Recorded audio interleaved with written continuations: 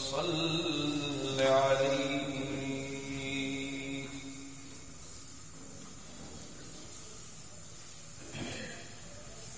معزز دوستو، آج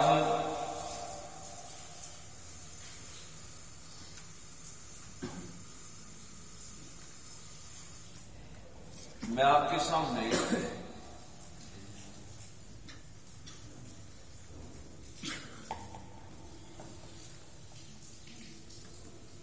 ایک ایسی عبادت کا ذکر کرنا چاہتا ہوں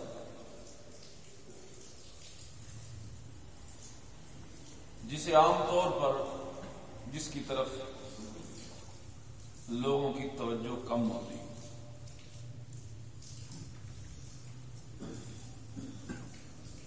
اور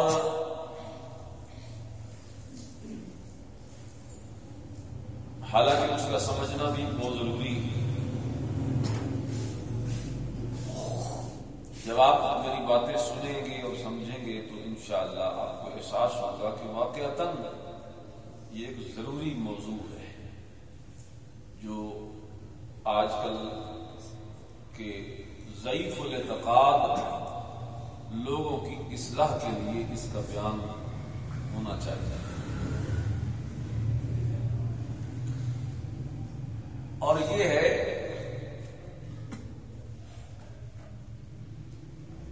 اللہ سے ڈرنا، خوف اللہ کا رکھنا دل میں ہمیشہ. یہ ایک طرح کی عبادت ہے.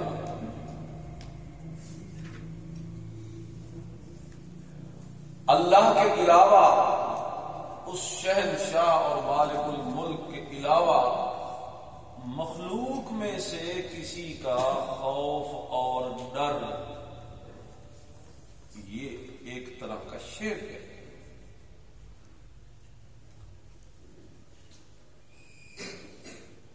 اللہ تعالی نے خود قرآن کریم میں اس خوف کے متعلق یہ تعلیم دی ہے کہ خوف صرف میری ذات کا رکھو. آیت آپ کے سامنے آل عمران کی یہ آیت نمبر 175 ہے. نیچے سے دیکھیں، تیسری لائن پہ آیت کھڑی ہے، فلا تخافوہم. بلکہ آیت شروع سے پڑھے، انما ذالکم الشیطان یخوف اولیاءہ. یہ خوف دلانے والا تو شیطان ہے جو اپنے دوستوں سے ڈراتا ہے. فلا تخافوہم وخافونی ان کنتم مومنین. تو اگر تم مومن ہو تو ان سے مت ڈرنا، مجھ ہی سے ڈرتے رہنا. اللہ فرماتے ہیں مجھ ہی سے ڈرتے رہنا. اگر تم مومن ہو تو ان سے مت ڈرنا. میں بھی اس کی وضاحت عرض کرتا ہوں.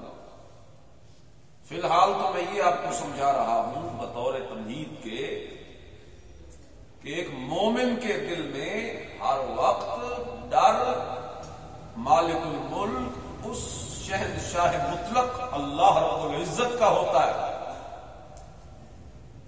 مومن کے دل میں کبھی غیر کا ڈر نہیں آتا. یہی تو فائدہ ہے توحید ماننے کا کہ توحید انسان کو جرأت دیتی ہے، استقامت ملتی ہے، ایسی بے باکی انسان کے اندر پیدا کر دیتا ہے یہ عقیدہ توحید کہ انسان کو ایک مرد آہن اور جری، طاقتور، مضبوط انسان بنا دیتا ہے. اور اس کے برخلاف اگر بندہ شرک کرتا ہو، مشرک ہو، تو اس میں وہ استقلال نہیں ہوتا. وہ کبھی کسی درخت سے ڈرتا ہے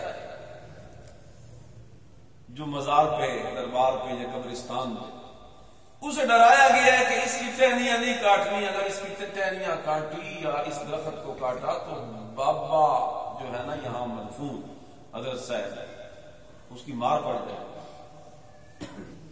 اس کی مار پڑ جائے گی، وہ نہیں چھوڑے گا. کوئی نقصان کر دے گا تمہارا.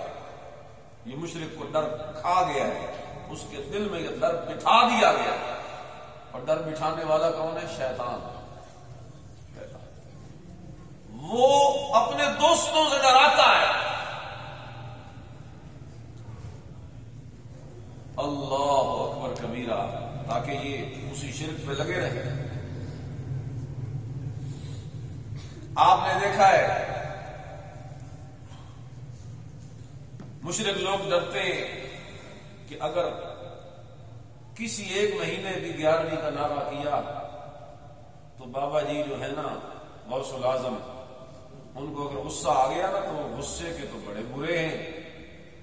ان کے غصے کی ایک کہانی بھی مشہور کر رکھی ہے، بیٹھکوں میں تصویر لگی ہوتی ہے اکثر کہ غوث الاعظم کی تصویر بنائی ہوئی ہے اور آگے ایک مائی کھڑی ہے، منتیں کر رہی ہے، دعا مانگ رہی ہے. کہانی کیا ہے کہ 11ویں نہیں دی تھی اس نے تو غوث الاعظم کو جلال آیا تو انہوں نے پوری بارات کا بیڑا غرق کر دیا.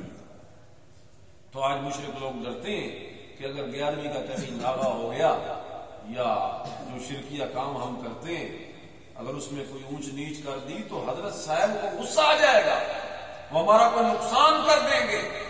جانور کے تھنوں سے دودھ کی بجائے خون آنے لگے. ڈر ہے مشرک کو. یہ کبھی آستانے سے ڈرتا ہے، کبھی دربار سے ڈرتا ہے، کبھی قبر سے ڈرتا ہے، کبھی درخت سے ڈرتا ہے، کبھی وہاں پڑے ہوئے چراغ کو بجھانے سے ڈرتا ہے، کبھی وہاں پہ پڑی ہوئی کوئی چیز جو ڈالی گئی ہو بطور منت کے اس کو ہاتھ لگانے سے ڈرتا ہے. خبردار، ڈرا رکھا ہے لوگوں نے کہ اس چیز کو نہیں اٹھانا، اس چیز کو نہیں چھیڑنا، چادر جو چڑھائی گئی ہے اس کپڑے کو نہیں اٹھانا، پیسے جو ڈالے گئے ان پیسوں کو نہیں اٹھانا، جو یہاں نظر یا نیاز کوئی شے دی گئی ہے اس کو نہیں چھیڑنا، نہیں ہاتھ لگانا. کوئی کبوں سے ڈرتا ہے، کوئی جناب گنبدوں سے ڈرتا ہے، کوئی ان مدفون بزرگوں سے ڈرتا ہے، کوئی وہاں بیٹھے ہوئے مجاوروں سے ڈرتا ہے. یہ حال ہے. اور اکثر تو ایسے آستانوں پر کرائے کے مبلغ بٹھائے گئے ہوتے ہیں. کرائے کے مبلغ جو بڑے بڑے آستانے ہیں نا ہمارے ملک میں بھی، آپ وہاں دیکھیں، آپ اگر وہاں جائیں تو آپ کو نظر آئے گا کہ وہاں باقاعدہ بندے رکھے ہوئے ہیں، کرائے کے مبلغ ہیں جو لوگوں کو ڈراتے ہیں. اس دربار کی تعظیم کے جھوٹے اور من گھڑت قصے اور واقعے انہوں نے بنا رکھے ہیں، وہ لوگوں کو سناتے ہیں اور بے ادبی کرنے والوں میں خوف پیدا کرتے ہیں کہ اگر یہ کیا تو یہ ہو جائے گا، اگر یوں کیا تو یہ ہو جائے گا.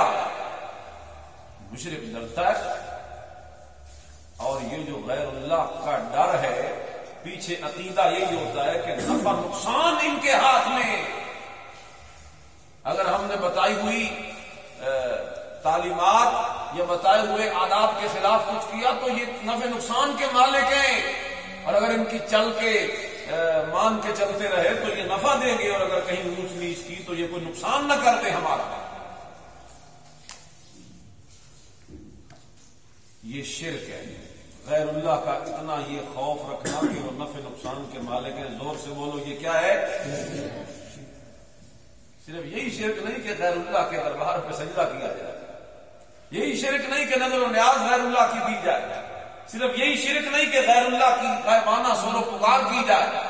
خدا کی قسم، اللہ کے سوا غیر کا ایسا ڈر جو نفع نقصان میں کارگر ثابت ہو، ایسا ڈر بھی شرک ہے. شرک ہے اور شرک ہے، اس میں کوئی شک نہیں. اللہ اکبر. دیکھو اس آیت کا ترجمہ پڑھو، قرآن کیا کہتا ہے؟ انما ذالکم الشیطان یخوف اولیاء. یہ خوف دلانے والا تو شیطان ہے. یہ خوف دلانے والا تو یہ تو شیطان ہے. فلا تخافوہم. یہ شیطان ہے، اپنے اپنے دوستوں سے ڈراتا ہے، نہ ڈریے ان سے، وخافونی، ڈرنا ہے تو صرف اللہ سے ڈرنا ہے۔ اللہ کہتے ہیں خافونی، خافونی، ڈرنا ہے تو صرف مجھ سے ڈرنا ہے، ان کنتم مؤمنین،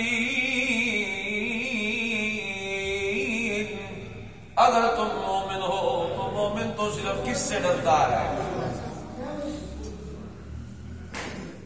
تو یہ جو ڈرانے والے ہیں نا، آپ نے ان کی پرواہ، یہ آپ نہیں کوئی ڈرانے والے، میں آپ کو جرأت دے رہا ہوں، جو تو میری باتیں سن رہے ہیں، اگرچہ کوئی حافظ چھوٹے بچے بھی ہیں، ابھی سے باتیں دل پہ لکھ لیں کہ زندگی میں کبھی بھی کسی دربار مزار آستانے قبر کسی مجاور سے کبھی ڈرنا نہیں ہے۔ کوئی جو مرضی کہتا پھرے کہ یہ کر دیا تو یہ ہو جائے گا، کچھ نہیں ہوتا، سب کچھ اللہ کے ہاتھ۔ یہ ڈرانے والے آج کے نہیں ہیں، یہ ڈرانے والے بڑے پرانے ہیں۔ میں آپ کو قرآن کی ایک آیت دکھانا چاہتا ہوں، یہ نکالیں آپ سورہ ہود 12واں پارہ نکالیں، سورہ ہود، اس کی آیت نمبر 53، صفحہ نمبر ہے 294، 294 صفحہ نکالیں، درمیان میں دیکھیں۔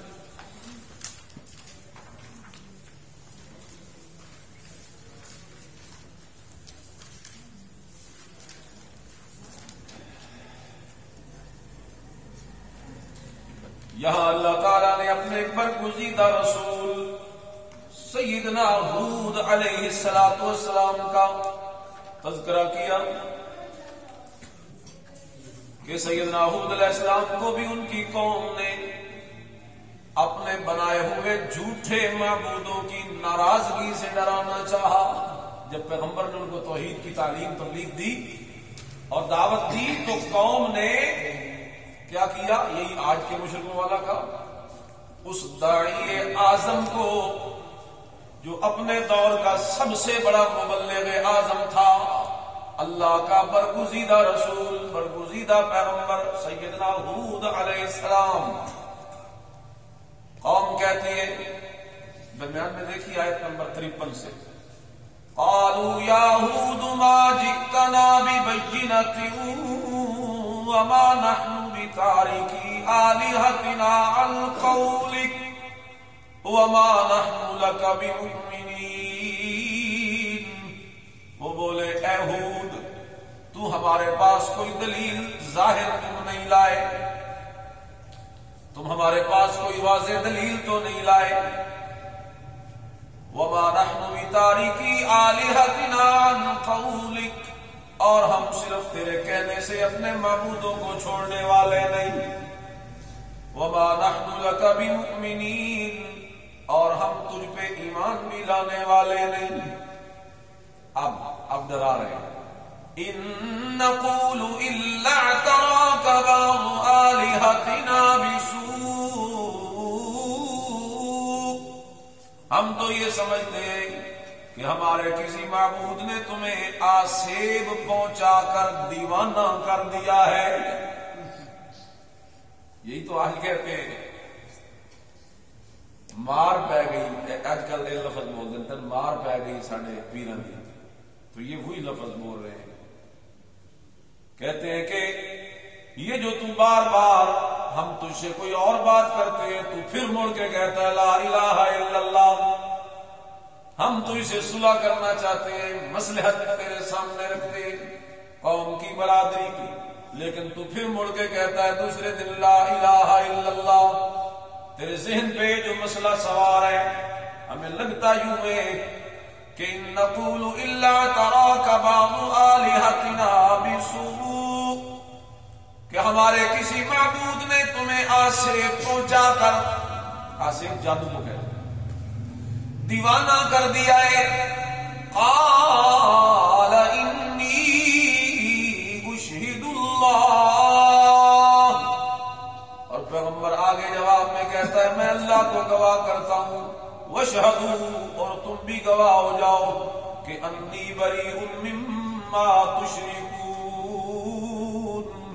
کہ جن کو تم اللہ کا شریک بناتے ہو میں ان سے بیزار ہوں، میں ان سے، میرا ان سے کوئی لینا دینا نہیں، میں ان سے قطعاً نہیں ڈر۔ یہ تمہارے کچے عقیدے کہ تم ان کے خلاف کچھ کرنے لگو تو تمہیں ڈر رہتا ہے کہ پتہ نہیں ان کی مار نہ پڑ جائے، اور میں بری ہوں، نہ میں ان سے ڈرتا ہوں، نہ میں ان کی رضامندگی کے لیے کچھ کرتا ہوں، میں ڈرتا بھی ہوں تو صرف اسی علام الغیوب سے، اور میں رحمت کی امید بھی رکھتا ہوں تو صرف اسی ارحم الراحمین اللہ سے۔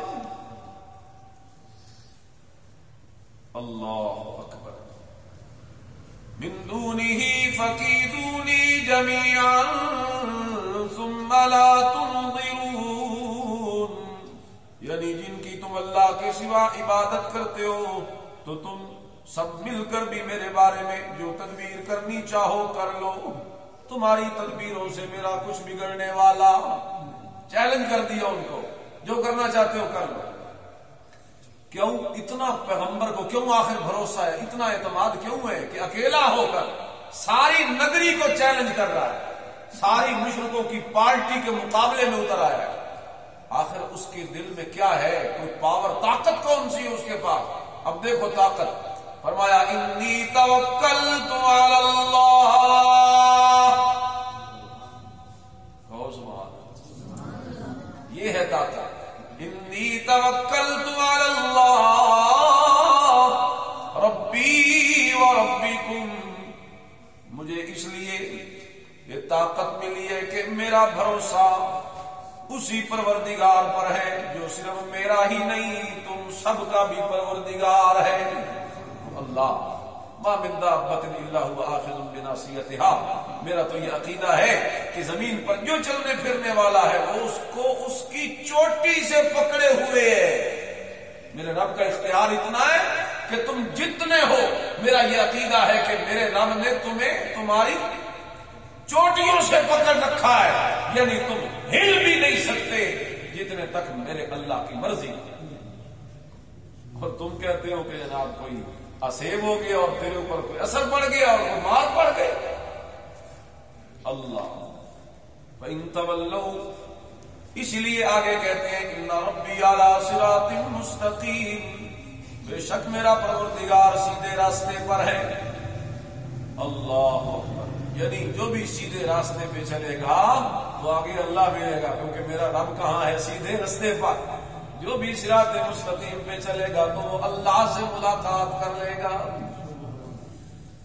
فَإِن تَوَلَّوْا فَقَدْ أَبْلَغْتُكُم مَّا أُرْسِلْتُ بِهِ إِلَيْكُمْ وَيَسْتَخْلِفُ رَبِّي قَوْمًا غَيْرَكُمْ وَلَا تَضُرُّونَهُ شَيْئًا إِنَّ رَبِّي عَلَى كُلِّ شَيْءٍ حَفِيظٌ۔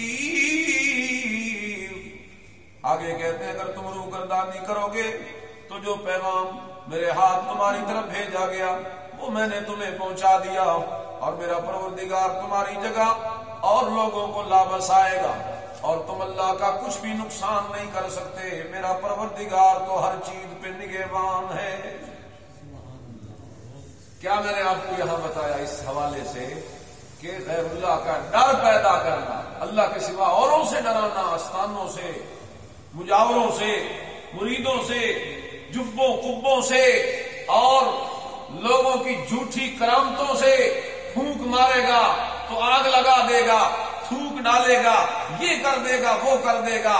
فرمایا کہ اج دیاں گلاں نہیں، یہ تو نبیوں کو بھی ڈرایا جاتا تھا، لیکن نبی علی اعلان آگے سے ڈٹ کے چیلنج کر دیا کرتا تھا، تم سارے مل کے جو کچھ کرنا چاہو کر لو، مجھے یقین ہے تم سارے مل کر بھی میرا بال بیکا نہیں کر سکتے، کیونکہ میں ڈرتا ہوں تو صرف کس سے ڈرتا ہوں؟ جری ہو جاؤ۔ آج کا درس یہ ہے کہ توحید جو ہے وہ جرت پیدا کرتی ہے۔ توحید کیا پیدا کرتی ہے؟ جرت۔ اور یہ خوف یہ شیطان پیدا کرتا ہے، یہ مشرک پیدا کرتا ہے، لہذا کبھی کسی سے نہ ڈری، ڈرنا ہے تو صرف اللہ سے۔ یہ تو میں نے آپ کو ایک حوالہ دکھایا، ورنہ سیدنا نوح علیہ السلام کو بھی قوم نے بڑا ڈرایا، پھر پیغمبر نے وہاں پہ بھی بڑی دھڑلے کی باتیں کی، الغرض اتنے حوالے یہاں دکھا نہیں سکتے، وگرنہ سورہ یونس میں اللہ اکبر وہ حوالے موجود ہیں۔ بہرحال ایک حوالہ میں آپ کو اور دکھاؤں گا، ذرا کھولیے آپ سورۃ زمر کی آیت نمبر 36 نکالیے۔ بھائی جو حافظ پہلے کھول لیا کرے تو صفحہ بتا دیا کرے۔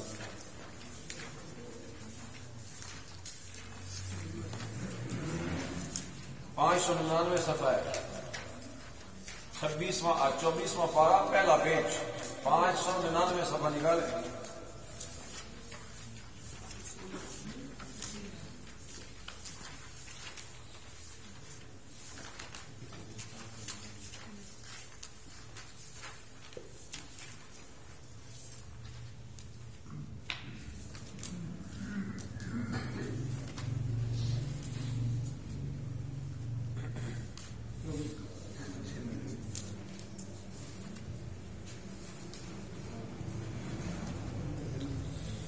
یہ دیکھیں جی، اس پہ آیت نمبر 36 صفحے کے بالکل درمیان میں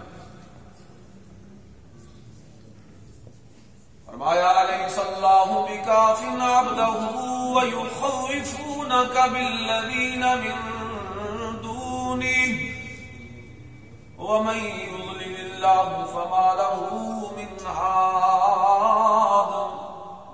کیا اللہ اپنے بندے کو کافی نہیں؟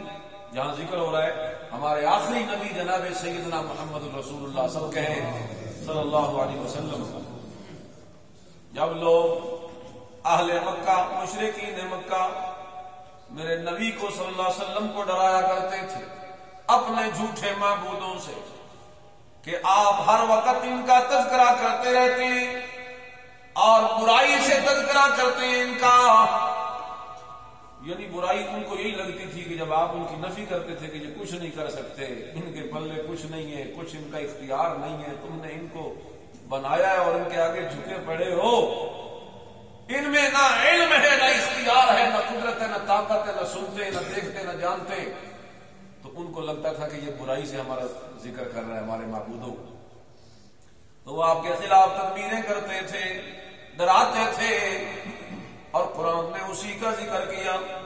فرمایا الیس اللہ بکاف عبدہ، کیا اللہ اپنے بندے کو کافی نہیں؟ یعنی ضرور تمہارے مقابلے میں وہ اپنے بندے کی مدد کرنے والا ہے۔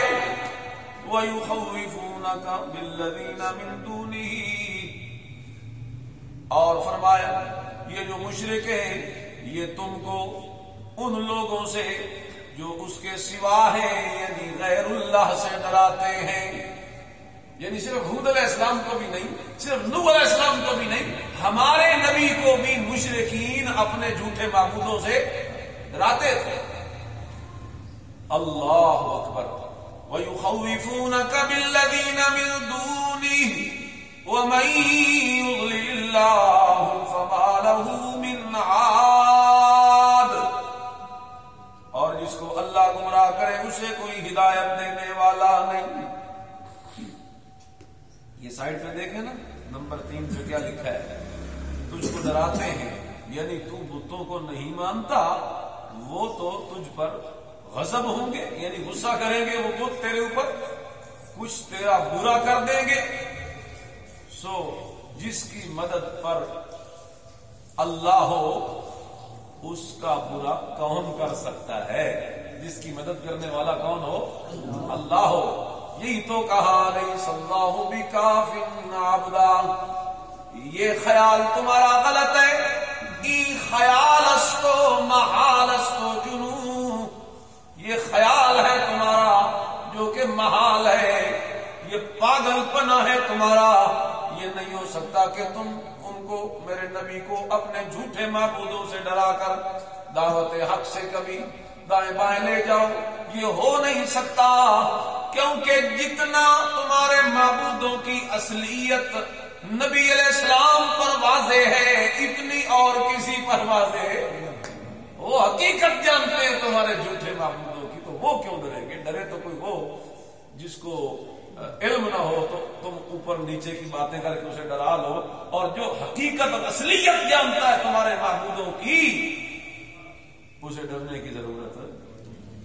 ابراہیم علیہ السلام نہیں تھے، سورۃ مریم میں ان کا واقعہ ہے بڑا مشہور کہ وہ اپنے باپ کے سامنے کھڑے ہو گئے جب باپ نے وہ بتوں کی عبادت کرتا تھا تو ان کو بڑا عجیب لگتا تھا کہ میں بھی خود دیکھتا ہوں تھوڑی دیر پہلے بنا رہے تھے، جب پورا مکمل بت بنا لیتے ہیں تو اسی کو آگے رکھ کے اسے مانگنا شروع کر دیتے، تو کہتے تھے یا ابت لم تعبد ما لا يسمع ولا يبصر ولا يغني عنك شيئا، سنتے دیکھتے کرتے تو یہ ہے کچھ نہیں، اور آپ ان کی کیوں پوجا پاٹ کرتے ہیں؟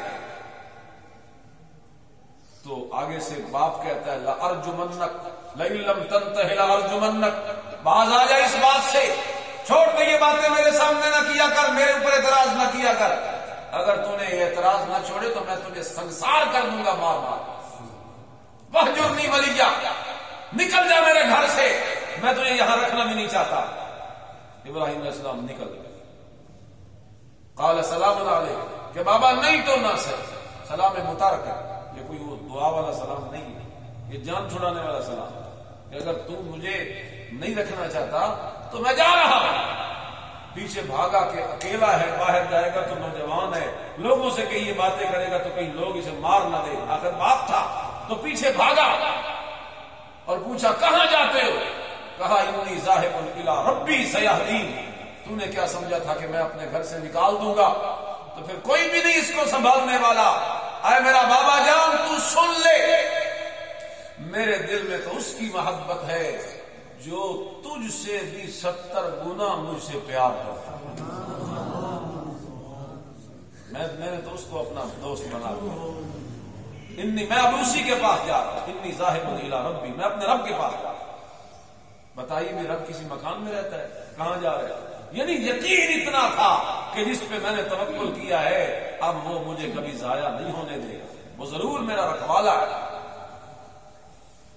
اللہ اکبر۔ چلے یہ 2-3 حوالے دیکھ لیے، اب تھوڑا سا قرآن جو اس کی حقیقت کھولتا ہے نا کہ جن سے تم ڈراتے ہو غیر اللہ سے، آؤ میں تمہیں بتاؤں کہ ان کے حالات کیا ہیں اصل میں، وہ بھی تو پڑھے نا جو اللہ نے ان کی حقیقت کھولی۔ یہ نکالے جی سورۃ زمر کی آیت نمبر 38، ادھر ہی رہے جی، ادھر ہی،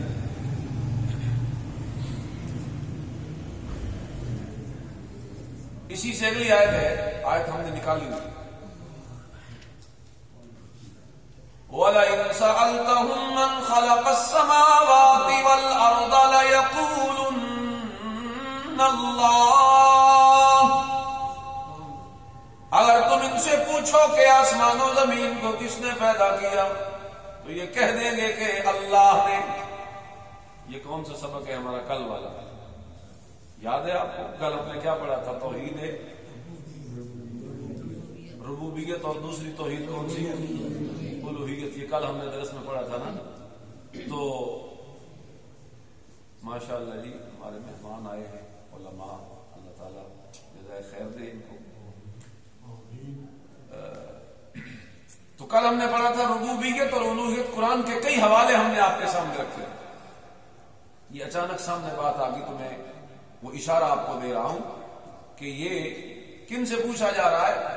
انہی مشرکین سے کہ یہ بتاؤ آسمان و زمین کا پیدا کرنے والا کون ہے؟ تو فرمایا اگر آپ ان سے پوچھیں گے تو یہ کہیں گے لَيَقُولُنَّ اللَّهُ، کہ آسمان و زمین کا پیدا کرنے والا تو کون ہے؟ یعنی وہ یہ مانتے تھے کہ اللہ رب ہے، پیدا کرنے والا، کارساز ہے، لیکن عبادت غیر اللہ کی کرتے تھے۔ تو قرآن میں جو توحید اصل طلبی توحید ہے جس کا مطالبہ کیا گیا وہ ربوبیت نہیں، وہ الوہیت ہے، اس لیے کہ ربوبیت کا اقرار وہ پہلے کرتے تھے، اسی کو دلیل بنایا کہ جب تمہارا یہ خود اقرار ہے کہ اللہ سب کچھ کرنے والا ہے تو پھر اس کی عبادت کیوں نہیں کرتے؟ یعنی وہ جو مانتے تھے اسی پہ پیر رکھا، اسی کو دلیل بنایا اور اپنا مسئلہ سمجھا۔ چلو پڑھ تو ہم آگے رہے نا کہ اگلی بات یہ جن سے لوگ ڈراتے ہیں قرآن ان کی ذرا کلی کھولتا ہے۔ فرمایا قُلْ أَفَرَأَيْتُمْ مَا تَدْعُونَ مِن دُونِ اللَّهِ، غور کرنا ہے بھائی، یہ بہت اہم آیت ہے، سب غور کریں۔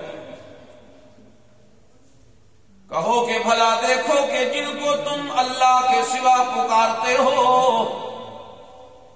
ان ارادنی اللہ بضر هل ہن کاشفات ضر،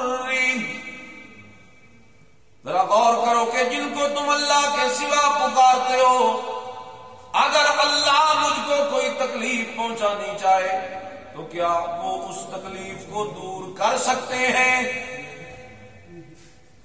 بتلائیے بھائی، اللہ کے سوا کہ اگر اللہ کوئی تکلیف پہنچا دے تو اللہ کے سوا جتنے جھوٹے معبود لوگوں نے بنا رکھے یہ اللہ کی پہنچائی ہوئی تکلیف کو دور کر سکتے ہیں؟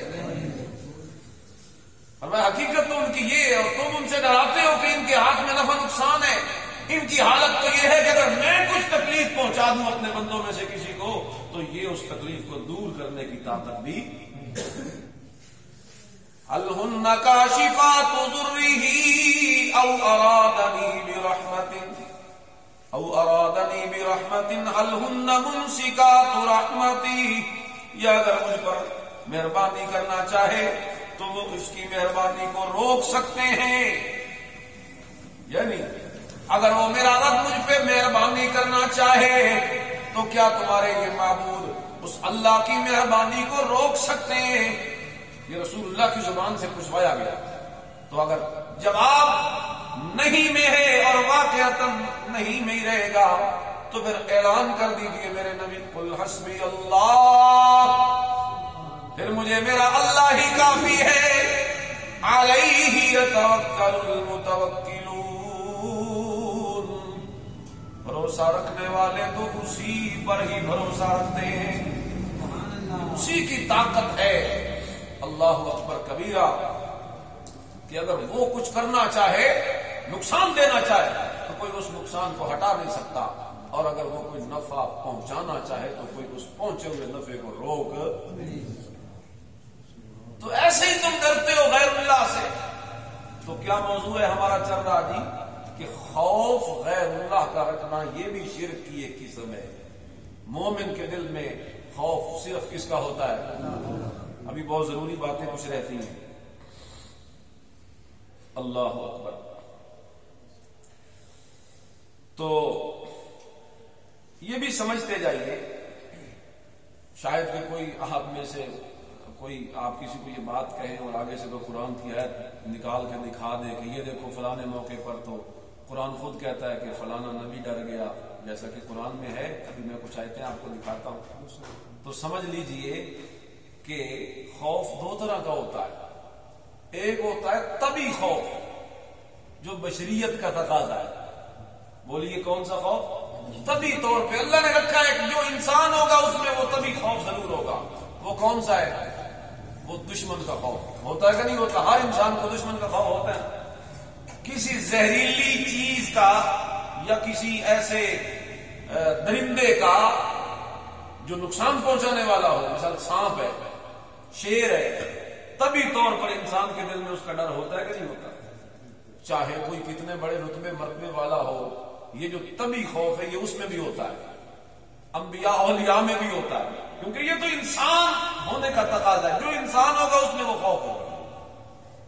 تو یہ کوئی ممنوع نہیں، یہ تو طبعی طور پہ ایک بشریت کا تقاضا ہے۔ اصل میں جو دوسرا خوف ہے نا، وہ ہے کہ وہ اللہ کا ہی صرف ہوتا ہے۔ وہ یہ ہے خوف سری، یعنی ظاہراً کوئی سبب نہیں خوف کا، ظاہراً کوئی سبب نہیں، لیکن ایسے ہی ڈرایا گیا ہے کہ اس درخت کے قریب نہ جانا، اس دربار میں کوئی گڑبڑ نہ کرنا، یہ جو چادریں پڑی ہیں ان کو نہ اٹھانا، یہ جو چراغ جل رہے ہیں ان کو نہ بجھانا، یہاں پہ جو حضرت صاحب کے مزار پر جو پرانے درخت ہیں ان کی لکڑیاں نہ کاٹنا، فلانا یہ نہ کرنا۔ یہ جتنے ڈر لوگوں کے دلوں میں بغیر کسی سبب کے خفیہ طور پر ڈالے گئے ہیں، جس کا کوئی ظاہری سبب کوئی نہیں، یہ جو خفیہ ڈر ڈالے گئے ہیں یہ ہے خوف سری۔ اور اسی کے بارے میں قرآن وہ جو میں نے پہلی آیت آپ کو دکھائی سورۃ آل عمران کی، اللہ کہتے ہیں لا تخافوہم، ان سے ڈرنا، ان سے کمی نہیں ڈرنا، خافونی، یہ جو خوف سری ہے نا یہ صرف مومن بندے کے دل میں ہوتا ہے تو کس کا ہوتا ہے؟ اب ذرا ایک دو آیتیں دیکھیے.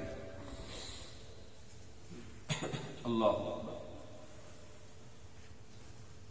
بلکہ وقت چونکہ زیادہ ہو رہا ہے تو میں صرف نمبر بتا دیتا ہوں. ایک موقع پر حضرت موسیٰ علیہ السلام ڈر گئے جب ان کے ہاتھ سے ایک بندہ قتل ہو گیا تھا. واقعہ ہے لمبا اور یہ سورۃ قصص ہے, اس کی آیت نمبر 21 ہے.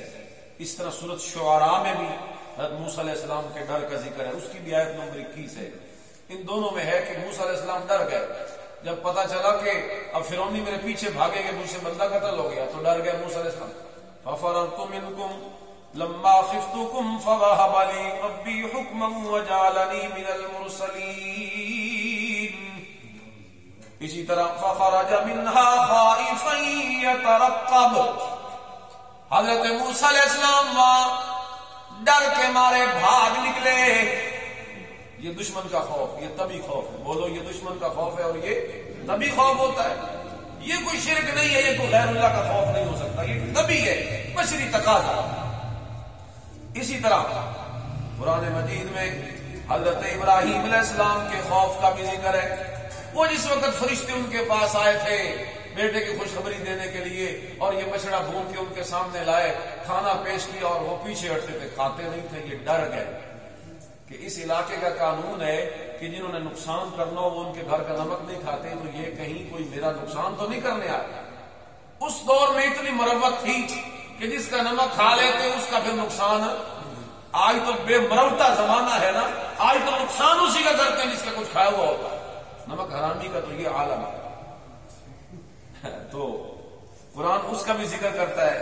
یہ سورۃ ہود کی آیت نمبر 70 میں فَلَمَّا رَأَىٰ أَيْدِيَهُمْ لَا تَصِلُ إِلَيْهِ نَكِرَهُمْ وَأَوْجَسَ مِنْهُمْ خِيفَةً. تو موسیٰ علیہ السلام کے ڈر کا بھی ذکر ہے, ابراہیم علیہ السلام کے ڈر کا بھی ذکر ہے. اور یہ ڈر کون سا ہے جی؟ طبی. بولو کون سا ڈر ہے؟ طبی, جو کہ ہوتا ہے اور اس کا کوئی حرج نہیں. اصل جو خوف ہے وہ سری خوف ہے کہ بغیر کسی سبب کے, سامنے سبب بھی کوئی نہیں, نہ کوئی دشمن ہے, نہ کوئی درندہ ہے, نہ کوئی کاٹنے والی کوئی چیز ہے, نہ کوئی زہریلا کوئی اس طرح کوئی چیز ہے, نہ کوئی جانور ہے, نہ پھر بھی ایسے ڈرایا ہوا ہے, خواہ مخواہ عقیدے کے اندر ڈر ڈالا ہوا ہے فلانے آستانے کا, فلانے جانور کا, ذوالجناح کا, فلانی شبیہ کا ڈر بٹھائے ہوئے لوگوں نے.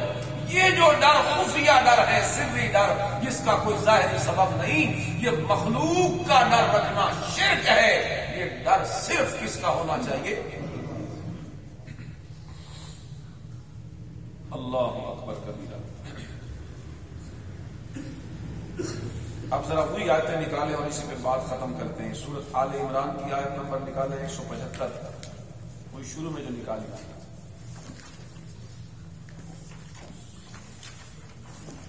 بات ختم ہو رہی ہے, بس 2-4 منٹ.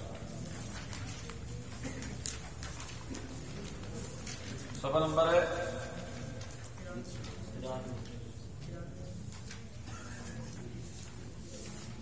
93 صفحہ ہے.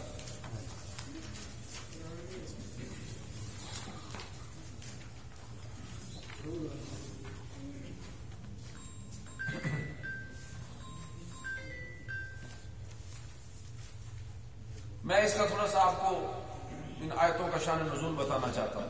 سائڈوں پہ لکھا ہوا بھی ہے موضوع القرآن میں, درمیان میں دیکھیں نا, یعنی کہ 5ویں لائن دیکھیں, آیت نمبر 173. الذين قال لهم الناس ان الناس قد جمعوا لكم فاخشوهم فزادهم ايمانا وقالوا حسبنا الله ونعم الوكيل. جس وقت غزوہ احد ہوا اور مسلمانوں کو ایک ظاہری طور پر ایک شکست کا سامنا کرنا پڑا, ابو سفیان جو سردار تھا مشرکین کے لشکر کا, نکلتے ہوئے اس نے پھر مسلمانوں کو وعدہ دیا کہ جیسے آج ہم نے تم سے جنگ جیتی ہے, یہ نہ سمجھنا کہ ہم گھر جا کے بیٹھ جائیں گے, آئندہ سال پھر آئیں گے, تیار رہنا, اگلے سال موعدکم بدر, بدر کا میدان پھر یاد رکھنا, پھر آئیں گے ہم. تیاری میں لگ گئے، مسلمان اپنی تیاری میں لگ گئے۔ لیکن جب سال پورا ہوا تو یہ لشکر نکلا کافروں کا، رستے میں ہی نہ اللہ نے ان کے دلوں میں مسلمانوں کا خوف طاری کر، ان کے دلوں میں یہ کہنے لگا سارے لشکر سے، یار جنگیں تب ہوتی ہیں جب بندہ خوشحال ہو، تو یہ کام تب کیے جاتے ہیں، تو میرے خیال میں تو ابھی ہمیں یہ نہیں کرنا چاہیے، ایک سال مزید انتظار کرنا چاہیے، مضبوط ہونا چاہیے، میں تو جا رہا ہوں۔ تو وہ جتنا خرچہ انہوں نے کرنا تھا، آخر لشکر نکلا تھا، کھانا پینا سارا سسٹم، پھر ان کو واپس لے گیا، پھر واپس لے گیا۔ جب واپس پہنچے، سیرت ابن ہشام دیگر کتابوں میں، سیرت کی، تاریخ کی، احادیث کی کتابوں میں واقعہ درج ہے کہ انہوں نے الٹا تانا دیا کہ یہ تو جیش و شبیک بن کے آ گیا، ستو خور لشکر، ایسے ہی کھا پی کے واپس آ گئے، نہیں لڑنا تھا تو گئے کیوں تھے؟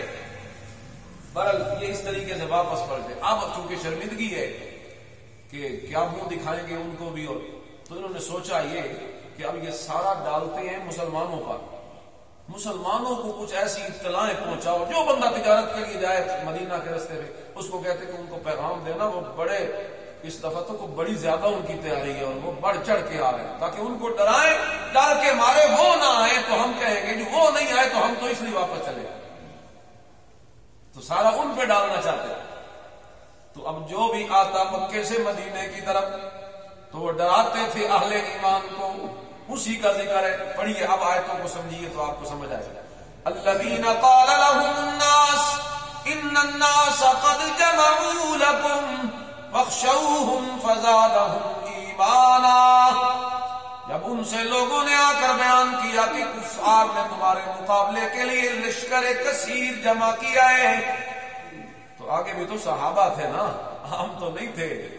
فاخشوهم، وہ لوگ ڈراتے تھے اور کہتے تھے ڈرو ان سے، وہ کوئی اس دفعہ بڑی تیاری کر رہے تمہارے خلاف، وہ ان کو ڈراتے تھے۔ اور اللہ کا قرآن کہتا ہے فزادہم ایمانا،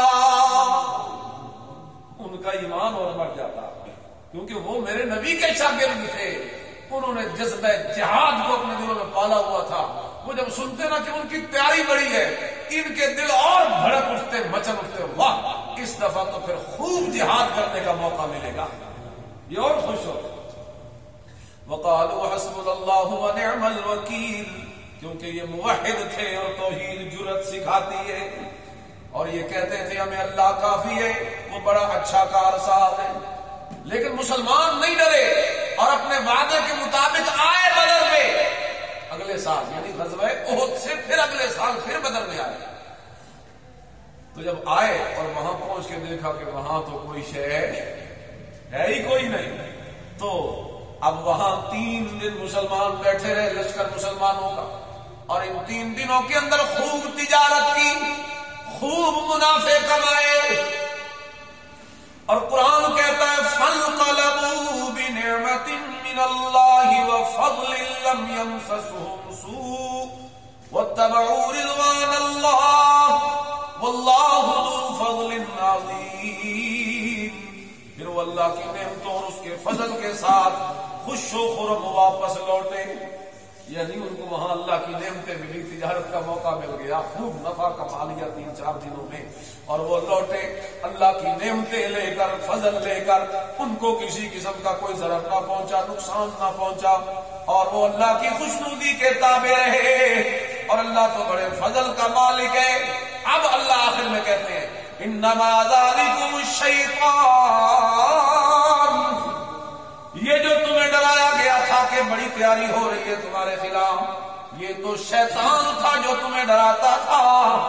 یخوف اولیاء، اس کا یہ طریقہ ہے کہ وہ اپنے دوستوں سے ڈراتا ہے ایمان والوں کو، لیکن ایمان والوں کے لیے میرا حکم ہے کہ اگر خوف سری ہو جس کا ظاہری کوئی سبب نہ ہو تو پھر ایسے موقع پہ میرا حکم یہ فلا تخافوہم، ایسے کسی سے ڈرنا نہ، کبھی نہ ڈرنا، کیونکہ تم موحد اور توحید جرأت سکھاتی ہے، وہ مشرک ہے اور شرک جو ہے وہ بندے کو پستی اور ذلت سکھاتا ہے، وہ ڈر پیدا کرتا ہے۔ اس لیے اللہ فرماتے ہیں فلا تخافوہم، پس نہ ڈرنا کبھی کسی سے، غیر اللہ سے، نہ کسی آستانے سے، نہ قبر سے، نہ شجر سے، نہ حجر سے، نہ کسی جن سے، نہ فرشتے سے، اور کسی سے نہ ڈرنا، نہ کسی قبر سے، نہ مزار سے، نہ چراغ سے، نہ درخت سے، نہ کسی کے نفع نقصان، کسی سے نہ ڈرنا۔ وخافونی، ڈرنا ہے تو صرف مجھ ہی سے ڈرنا ہے، ان کنتم مؤمنین، کیونکہ یہ ایمان کا جزو لازم ہے کہ اگر کوئی ایمان والا ہو تو وہ ڈرے گا تو صرف کس سے ڈرے گا؟ وآخر دعوانا اللهم لك الحمد كما ينبغي لجلال وجهك وعظيم سلطانك، لا اله الا انت